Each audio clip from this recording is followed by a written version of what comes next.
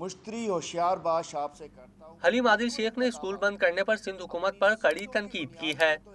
उन्होंने कहा कि सिंध में सब कुछ हो रहा है मगर स्कूल बंद हैं। जब कच्चे और पक्के के डाकू सिंध हुकूमत चलाएंगे तो ऐसा ही होगा। सिंध को कोई मंसूबा बताओ तो कहते हैं पैसे दे दो। तरमीम है उसके बाद उस 8,900 अरब में से ऑडिटर जनरल की रिपोर्ट कहती है कि पिछले 13 साल में 1400 अरब रुपए करप्शन की नज़र हो गया है। इस पिछले 13 साल में planning and development department Sindh की रिपोर्ट कहती है कि 44% करप्शन हो गई। डेवलपमेंट बजट था 1.6 ट्रिलियन सिर्फ, मतलब 8,900 में से सिर्फ जो डेवलपमेंट बजट था वो 1.6 ट्रिलियन था। उसके अंदर 44% करप्शन हुई।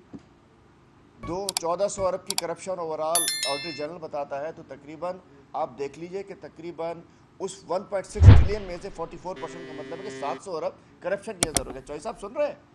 2 ट्रिलियन जो है वो तो सामने सामने करप्शन की नज़र हो गया।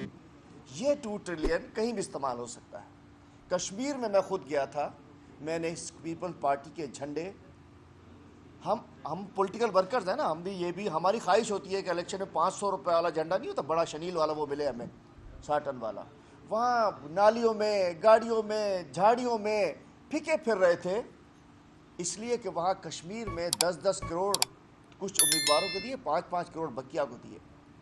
तो बिलावल जरदारी साहब सिंध के लूटे हुए पैसे लेकर कहीं भी दाखिल हो सकते हैं और उस पैसे की जोर पे वो समझ सकते हैं कि शायद मैं कुछ कर सकता हूँ।